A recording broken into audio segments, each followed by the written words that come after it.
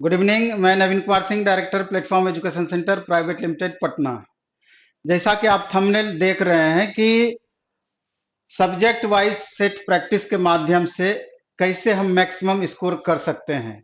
इसके बाद दूसरा इसमें थंबनेल आपका लगा हुआ है कि रेलवे एनटीपीसी सीबीटी 2 का जो अभी एग्जाम हुआ 135 सीटिंग में जिसका एग्जाम हुआ था उसका प्रश्न पत्र, वो क्वेश्चन पेपर आपको कितना मदद कर सकता है नेक्स्ट आपके सीबीटी 2 एग्जाम्स में। इस वीडियो में हम इसी चीज पर चर्चा करेंगे। और इसका एक दूसरा महत्वपूर्ण पहलू ये होगा कि प्लेटफॉर्म इसमें आपको क्या मदद कर सकती है, यानी कि प्लेटफॉर्म के बैच के बारे में भी हम चर्चा कर सकते हैं इसमें। लेकिन पहले हम इस बात पर चर्चा करेंगे जो सबके लिए कॉमन होगा कि जो हम थंबनेल लगाए हैं उससे संबंधित। अगर आपको जरूरत होगा कोर्सेज वगैरह का तो लास्ट में देखेंगे, नहीं तो लास्ट में नहीं भी देखेंगे तो कोई दिक्कत नहीं है, आप अपना काम का चीज देख लेंगे। तो सबसे पहले तो ये समझना जरूरी है कि अभी तक लगभग आपका 2.5 साल से ऊपर हो चुका है नोटिफिकेशन का। इस बीच में सारे स्टूडेंट कई बार सब्जेक्ट का स्टडी कर चुके हैं, पढ़ाई कर चुके हैं। इसलिए अभी वो आपके पास समय है कि दोबारा से सब्जेक्ट पढ़ने की जरूरत मेरे ख्याल से आपको कम महसूस होगी या नहीं महसूस होगी। अब है कि मैक्सिमम प्रैक्टिस की जरूरत है और प्रैक्टिस के माध्यम से आपको मैक्सिमम स्कोर तक पहुंचना है। सबसे बड़ी बात इसमें यह है कि क्वेश्चन सीबीटी 2 का इस तरह का रहता है कि मैक्सिमम क्वेश्चन आपसे बनने लायक होता है। क्वेश्चन का लेवल बहुत ज्यादा टफ नहीं होता है, लेकिन जब इस तरह के प्रश्न पूछे जाते हैं और टाइम का अभाव रहता है तो पता चलता है कि वहां अटेम्प्ट हमको कितना तक लेना चाहिए, इसमें निगेटिव हमको ज्यादा लेना चाहिए कि नहीं चाहिए, और कितना तक का हमारा सेफ स्कोर हो सकता है। हालांकि इससे रिलेटेड हम कई सारे वीडियो बना चुके हैं और लगभग अभी हर वीडियो में इसकी चर्चा करते हैं, लेकिन फिर से दोबारा से हम इस पर चर्चा करना चाहेंगे कि सेफ स्कोर पर सबसे पहले जाना है कि 120 में से 100 प्लस का आप टारगेट रखिएगा, तभी आपका फाइनल सिलेक्शन हो करके बेहतर पोस्ट आपको मिलने की संभावनाएं रहेंगी।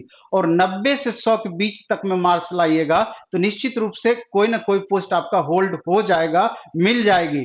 लेकिन 100 प्लस का टारगेट रखिएगा तो आपको 95-90 तक आप पहुंच पाएंगे। अगर टारगेट ही आप नीचे का रखेंगे तो मेरे ख्याल से परेशानी आपकी बढ़ती चली जाएगी। अब उसमें महत्वपूर्ण बात यह है ध्यान देने योग कि प्रैक्टिस किस तरीके से करना चाहिए। तो मेरे ख्याल से अभी सबसे बेहतर माध्यम यह है कि आप सब्जेक्ट वाइज टेस्ट अलग अलग बनाएं और एक लिमिट टाइम दे करके, जैसे हम जो निर्धारित यहां पर किए हैं कि अगर रीजनिंग का 35 क्वेश्चन पूछा जाना है तो 25 मिनट में 35 क्वेश्चन हमको बनाना है। मैथ का 30 मिनट में 35 क्वेश्चन बनाना है। और उसी तरीके से 35 क्वेश्चन आपका static GK arts plus current affairs मिला करके पूछेगा तो 15 मिनट में 35 क्वेश्चन आपको बनाना है। हालांकि 12 से 15 क्वेश्चन आपका इसमें साइंस एंड टेक मिला करके रहेगा, लेकिन हम जो यहाँ पर प्रैक्टिस कराते हैं और आपका भी जो उद्देश्य होना चाहिए कि 20 मिनट में कम से कम 25 क्वेश्चन हम साइंस का बनाएं, जिससे कि आपको ग्रुप डी में भी फायदा कर जाएगा। और इतना अगर आप रेगुलर कर पाते हैं, सप्ताह में 5 भी टेस्ट का प्रैक्टिस इस तरीके से करते हैं और जो क्वेश्चन आपसे नहीं बनता है उसका डिटेल डिस्कशन एक्सप्लेनेशन अगर करते हैं तो पता चलेगा कि स्वतः धीरे धीरे आपका स्कोर लगातार बढ़ता चला जाएगा। पहला दिन जो आप सेट बनाए, हो सकता है कि 35 क्वेश्चन मैथ में 5-7 क्वेश्चन आपसे गलत हो जाए, क्वेश्चन का जो लेवल रहता है उसके अकॉर्डिंग। लेकिन जो 5-7 क्वेश्चन का अगर आप एक्सप्लेनेशन देखते हैं, डिस्कशन करते हैं, चाहे आप कोचिंग के माध्यम से या हमारे यहाँ करते हैं या खुद से ही करते हैं, अगर उसका आपका कंसेप्ट क्लियर कर लेते हैं तो जब भी आप दूसरे दिन दूसरा सेट बनाएंगे उस तरह का क्वेश्चन आपको मिलेगा तो आपके स्कोर में इजाफा होते दिखेगा, वो आपका प्लस होता चला जाएगा। लेकिन अगर आप डिस्कशन नहीं करते हैं तो पता चलेगा कि एक लिमिट आपका बंध जाएगा, उतना ही मार्क्स आएगा, बहुत ज्यादा उसका बढ़ोतरी नहीं होगा। इसलिए लिमिट टाइम में अगर 25 मिनट में हमको 35 क्वेश्चन रीजनिंग का बनाना है तो आपको पता चलेगा कि 25 मिनट में हम 30 ही क्वेश्चन बना पाए, 29 ही क्वेश्चन बना पाए, 31 ही क्वेश्चन बना पाए। लेकिन धीरे धीरे आपको पता चलेगा जब दूसरे दिन सेट बनाएंगे, तीसरे दिन सेट बनाएंगे तो स्पीड स्वतः बढ़ता चला जाएगा आपका, बढ़ाते चले जाएंगे आप। और धीरे धीरे आपको मैक्सिमम जो क्वेश्चन सही होना चाहिए सही भी होगा और लिमिट टाइम में आप मैक्सिमम क्वेश्चन स्कोर भी कर पाएंगे। तो आप सारे सब्जेक्ट में यही चीज कीजिए, ये 100% ग्रुप डी में भी फायदा करेगा। और सप्ताह में 1 सेट या 2 सेट आप जरूर फुल सिलेबस का दीजिए, जिससे कि सब्जेक्ट वाइज आपका जो प्रैक्टिस कर रहे हैं उसका आपका रिजल्ट फुल सिलेबस के माध्यम से देखने को मिलेगा। फुल सिलेबस में आपका परफॉर्मेंस ज्ञात होगा। तीसरा सबसे बड़ी बात यह है कि सेट जो आप प्रैक्टिस करेंगे उसमें शुरू से आपको इस बात का ज्ञान होना चाहिए या प्रैक्टिस आप उस तरीके से करें कि मैक्सिमम हम अटेम्प्ट लेके क्वेश्चन बनाते हैं तो हम कितना सही कर पाते हैं, कितना निगेटिव जा पाता है और ओवरऑल कितना मार्क्स ला पाते हैं, और एक लिमिट में क्वेश्चन अटेम्प्ट करते हैं तो उसका रिजल्ट क्या होता है। आप 5 सेट लिमिट में बनाइए, 5 सेट मैक्सिमम अटेम्प्ट करके बनाइए, दोनों में अंतर जा करके देखिए और जिसमें आप कंफर्ट फील करते हैं बाद में उसी को लेकर के आगे बढ़िए। और लास्ट मोमेंट में आपका कोई भी प्रयोग आपके लिए घाटा का सौदा हो सकता है। हालांकि ये पर्सन टू पर्सन वैरी करेगा, किसी के लिए हितकर भी हो सकता है, किसी के लिए माइनस में भी ये चीज ले जा सकता है। इसलिए हम जो जनरली अपना अनुभव जो हमारा रहा है, चूंकि सीबीटी 2 के क्वेश्चन का लेवल बहुत हार्ड नहीं रहता है, तो ऐसी परिस्थिति में अगर आपको कंफ्यूजन भी क्वेश्चन बनाने के दरमियान होता है तो लगता है कि यही दो ऑप्शन में से एक ऑप्शन होगा, 50-50। तो 50-50 वाले में अटेम्प्ट मेरे ख्याल से आप ले सकते हैं, लेकिन जहां चारों ऑप्शन हमको नहीं पता है तो मेरे ख्याल से उस क्वेश्चन को आपको छोड़ देना चाहिए। तो अगर 50-50 वाले में अटेम्प्ट लेंगे तो पता चलेगा कि अगर 3 में से एक भी सही हो गया बराबर कर देगा, 2 सही हो गया तो आपको प्लस में लेकर के चला जाएगा। तो ये चीज आपको निश्चित रूप से ये आपके रणनीति में शामिल होना चाहिए। और अभी जो हम मान लीजिए कि 27 तारीख से आज से ही जो हम प्रैक्टिस सेट स्टार्ट करवाए हैं सब्जेक्ट वाइज, ऑनलाइन में भी ऑफलाइन में भी, तो जस्ट इसी रूल को फॉलो करते हुए करवाए हैं। जिन बच्चों को लगता है कि हमको इस तरह का करना चाहिए तो द प्लेटफॉर्म ऐप डाउनलोड करके ऐसा आप कर सकते हैं, और जिनको लगता है कि पटना आकर के 2 महीना हम इस तरीके से तैयारी करेंगे तो हमको बेनिफिट हो सकता है, तो वो यहाँ पर भी आकर के ये चीज कर सकते हैं। और जो बच्चे नहीं आ सकते हैं, कोई जरूरी नहीं है यहाँ आने का, घर पर भी इस रूल को आप अपना करके इस तरह का सब्जेक्ट बाय सब्जेक्ट वहीं पर आप प्रैक्टिस कीजिए, उसका बेनिफिट आपको जरूर देखने को मिलेगा। अब दूसरा जो हम इसमें थंबनेल लगाए हैं कि 135 सीटिंग में जो आपका एग्जाम अभी सीबीटी 1 का हुआ है, तो अगर उस क्वेश्चन को आप सॉल्व करते हैं, उसका प्रैक्टिस करते हैं, तो वो कितना प्रभावी आपके लिए हो सकता है। तो जहां तक इस प्रश्न का सवाल है, तो अभी 1 सप्ताह तो हम अपने टेस्ट में भी जनरल क्वेश्चन उस लेवल का आपका देंगे, लेकिन 1 सप्ताह के बाद 80% क्वेश्चन अभी 135 सीटिंग से हम निकालेंगे डेली बाय डेली, और 20% अलग से उस लेवल का क्वेश्चन हम डालने का प्रयास करेंगे। और 2 महीना के अंदर में सारे सेट का हम बहुत बेहतर तरीके से आपका अपने एक्सपर्ट टीचर के द्वारा टेस्ट के साथ एक्सप्लेनेशन भी करा देंगे, जिससे क्वेश्चन छूटने की संभावनाएं कम रहेगी। और यहां पर गौर करने वाली ये बात है कि अगर पीछे आप जाकर के गौर करेंगे, जो एग्जाम पिछला एनटीपीसी हुआ था 2015-16 में, उसमें जिस तरह का क्वेश्चन आपका पीटी में पूछा गया था, मेंस में क्वेश्चन का टाइप वही रखा गया।